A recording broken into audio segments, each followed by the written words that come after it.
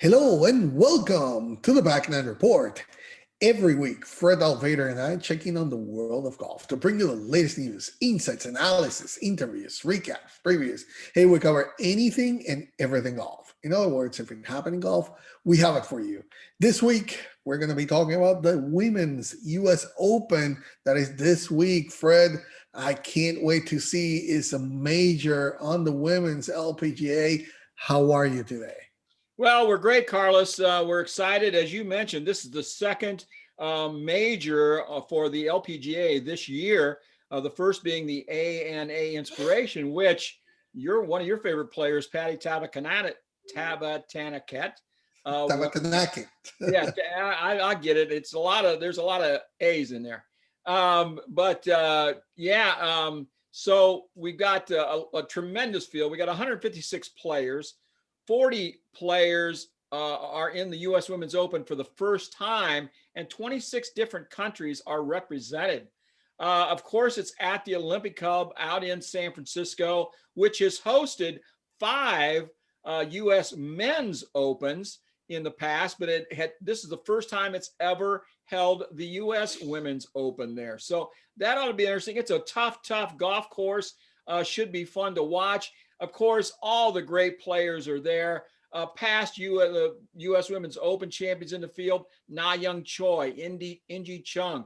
Paula Kramer had the special exemption, right? Excited to see if she can play along with them right now.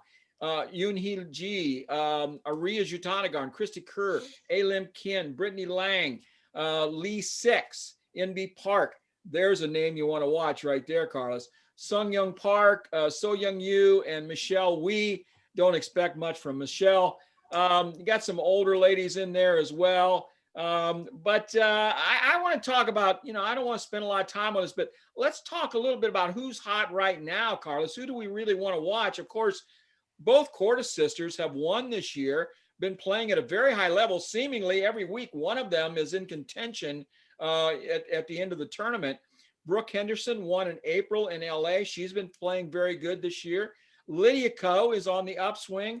She has a win, 2 runners up and 5 top 10s and 8 starts. She's getting back to her consistent self. I wouldn't be surprised to see her right up there in the final group at the end of this thing. And of course, the Koreans, you've got Jo Young Kim, Jin Young Ko, I'm sorry. And I mentioned Inbi, Se Young Kim. You could name 3 or 4 more, but these 3 are 1, 2, 3 in the world. And I for some reason, I just keep coming back to NB Park and Lydia Ko. Also, for some reason, Austin Ernst keeps popping up in my consciousness this week. She plays really good on tough golf courses. So you've got my favorite American, though, this week, Carlos, Danielle Kang.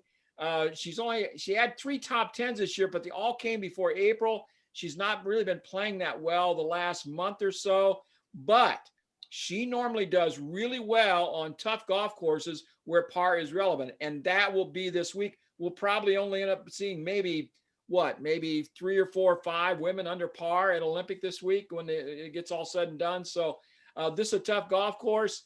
Par is your friend.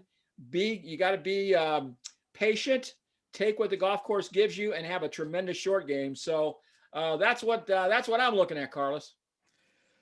Well, yeah, I mean, it's just the 4th time the U.S. Open is going to be held there in California.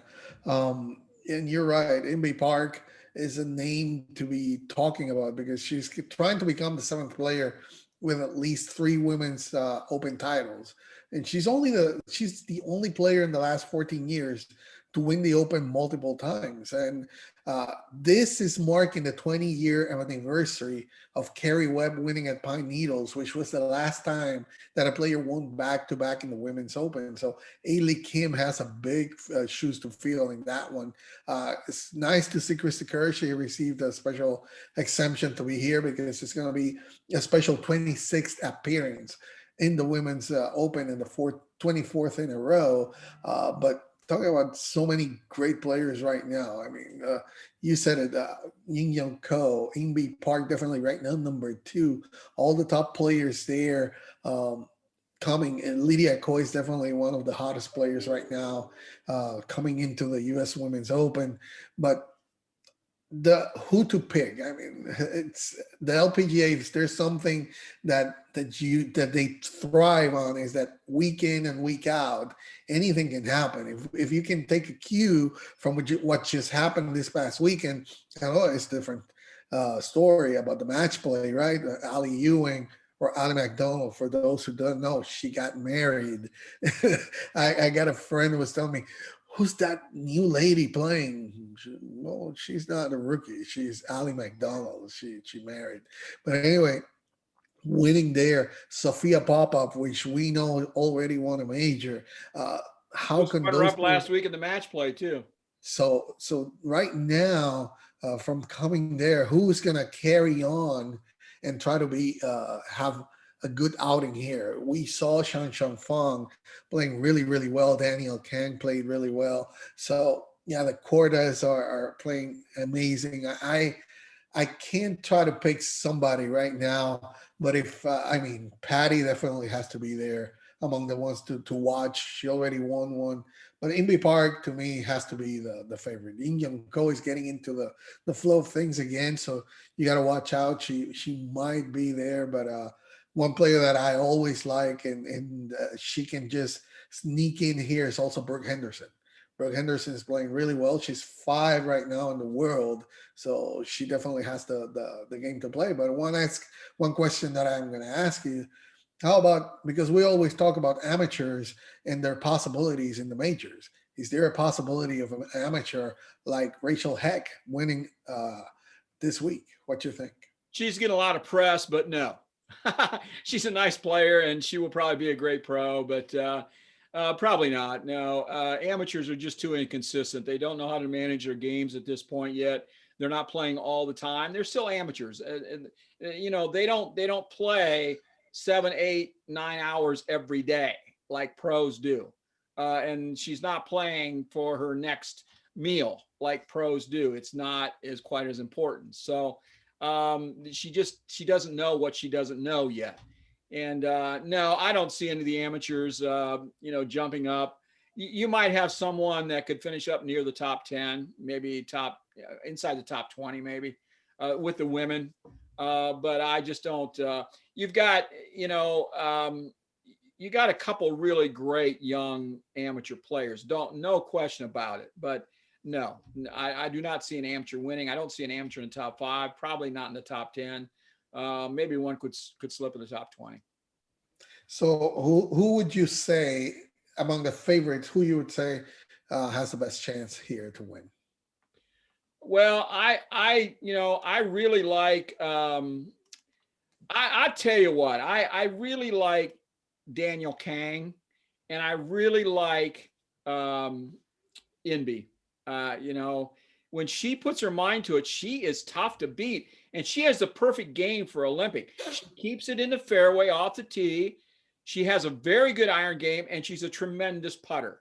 So if you remember, when Webb Simpson won the last U.S. Men's Open they had here, right? And basically was hitting fairways, getting on the green, 2-putting and moving on. Just pars, just making pars. Inby, that's her game. That's her whole MO.